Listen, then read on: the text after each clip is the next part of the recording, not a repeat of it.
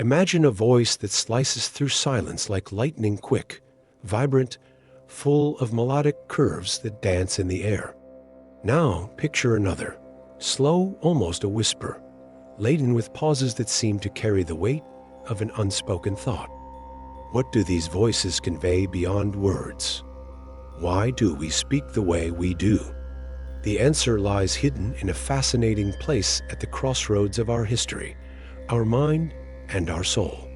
The way you speak isn't just a habit, it's a map of your existence, revealing who you are, where you come from, and even what you feel when no one is watching.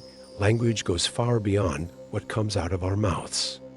It's not just words, but the rhythm that carries them, the intonation that colors them, the pauses that interrupt them. Try listening to someone. The high-pitched tone of excitement, the deep weight of sadness, the nervous staccato of someone desperate to be heard. Every detail is a clue. From birth, we are shaped by sounds: the cadence of a mother singing a lullaby, the raspy accent of a grandfather telling stories, the slang we pick up from friends on the street. These echoes blend together, forming our communicative identity, a sonic signature as unique as a fingerprint. Culture gives us the tone, family sets the rhythm, and our social environment adjusts the volume. But what does all this say about us? Think of someone who speaks as if the world were an audience, fast, loud, with gestures that almost shout. Likely an extrovert hungry for connection, someone whose energy overflows into every syllable. Now, imagine the opposite: short sentences, a low voice, pauses that seem to invite silence. Perhaps an introvert carefully weighing each word, as if testing the ground before stepping forward. Speech is a mirror of personality, but also a window into the past. Those raised in chaotic homes may speak louder to be noticed. Those who learned to hide might prefer a whisper. Even vocabulary gives us away. Sophisticated words may hint at years of study, while slang might reveal freer, perhaps rebellious roots. What if science could decode this language? Psychologists and neuroscientists already know speech is not just a reflection of thought. It's a dance of the brain. When we're anxious, words stumble, rhythm speeds up, the prefrontal cortex struggling to maintain control. In moments of calm, speech flows like a river, guided by neural networks in harmony. Studies show that even mental illnesses leave traces. Depression drains the color from the voice, making it monotone. Schizophrenia can make speech sound disjointed, like a puzzle with missing pieces.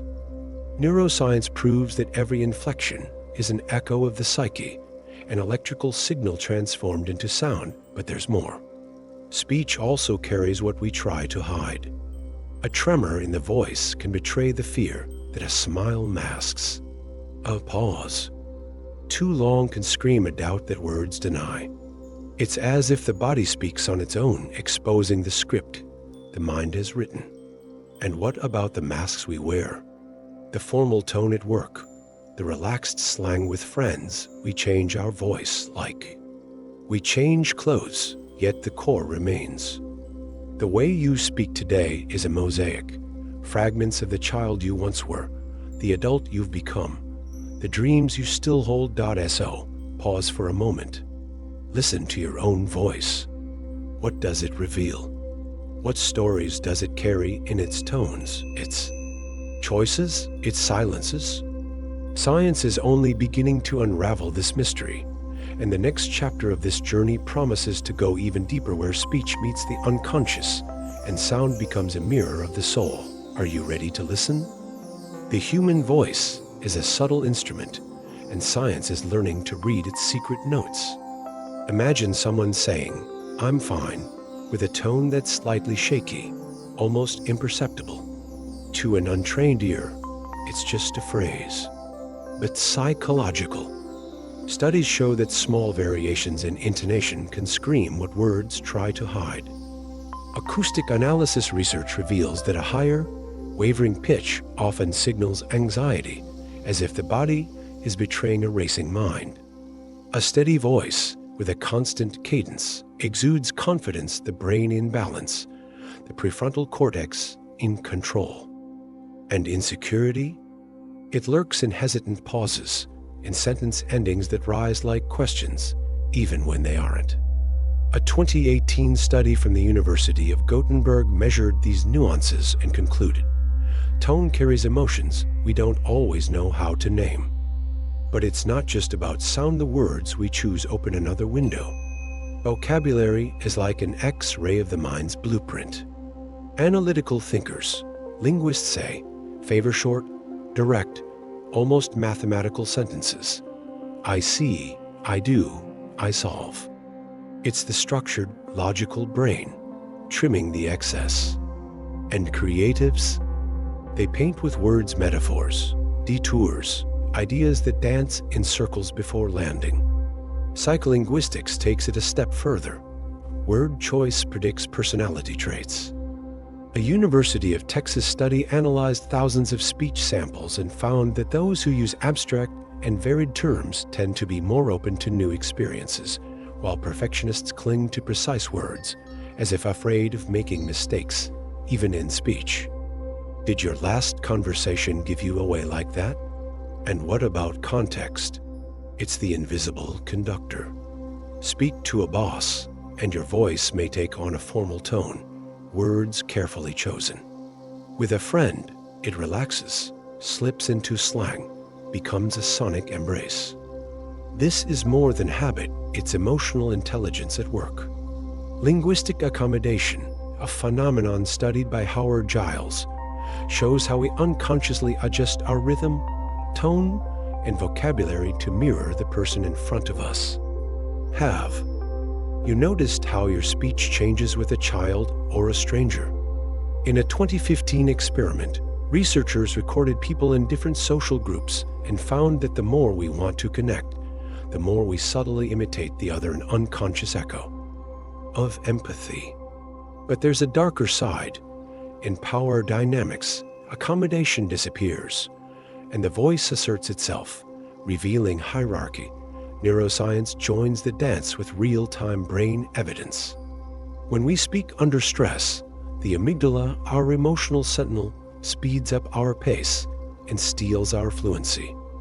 In moments of harmony, the hippocampus and prefrontal cortex weave sentences with ease, like a river following its course. An MIT study used MRI scans to map this. Anxious participants showed frantic activation in emotional regions, and their voices reflected the internal chaos, abrupt pauses, wavering tones. Speech, then, doesn't lie. It's the body translating the mind. Think about this. Every syllable you utter is a thread of your story, a reflection of your brain, a bridge to others. But what if we could shape this symphony? Science says we can, training our tone, adjusting our rhythm, choosing words that shift how we're perceived. The next question is irresistible. How can we use this power to transform our connections and even ourselves? The stage is set for the next act. What if you could hold your voice like a paintbrush and color the world around you? Great communicators have already unlocked this secret. Think of Martin Luther King Jr., whose slow cadence and deep tone echoed hope. Or actors like Meryl Streep, who shape every syllable to pull laughter or tears. Speakers like Tony Robbins speed up their delivery to electrify audiences, while Barack Obama's strategic pauses create gravity and reflection. They master tone, rhythm, and words not by accident, but by choice. Speech is a tool, and knowing how to use it can open doors, build bridges, and change destinies. The science of oratory and neuro-linguistic programming (NLP) provide the manual for this. Want to sound confident? Speak with a firm tone, avoiding an upward inflection at the end of sentences. Studies show this project's security. To persuade.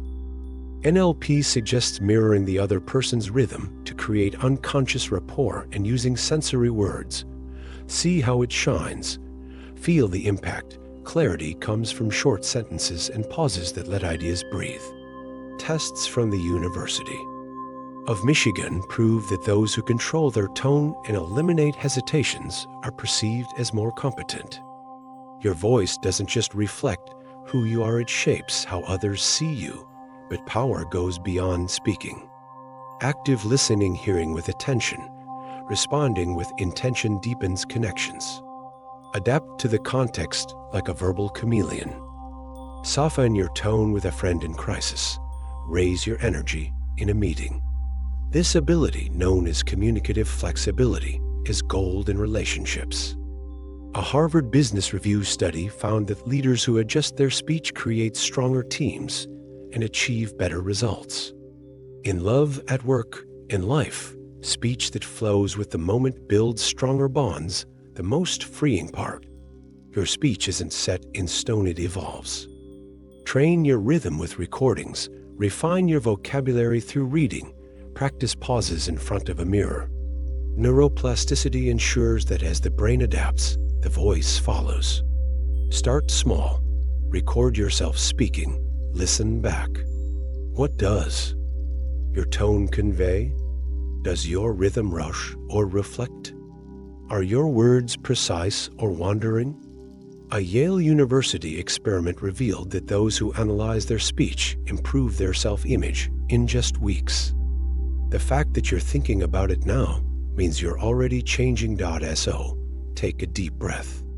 Your voice is a mirror of your soul, but it's also a key to the world.